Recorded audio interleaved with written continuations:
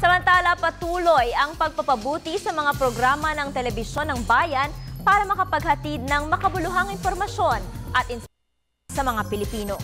Kabilang sa inyong mga dapat abangan sa bagong taon ang programang Be Alive na tatalakay at magbibigay solusyon sa mga usaping pangkalusugan. Inaanyayahan ni Susan Barlina, isa sa hosts, ang lahat para panoorin ang Be Alive tuwing Sabado, alas 11:30 ng umaga hanggang alas 12 ng tanghali. May replays ito tuwing Miyerkules, alas 10:30 hanggang alas 11 ng gabi. Inaanyayahan po namin kayo na panoorin po ang Be Alive. Kung kayo po ay may mga suliranin, meron po kayong mga karamdaman, meron po kayong mga kaibigan o mahal sa buhay na naghahanap po ng solusyon sa kanilang mga problema at kanilang kalungkutan o kanilang mga karamdaman.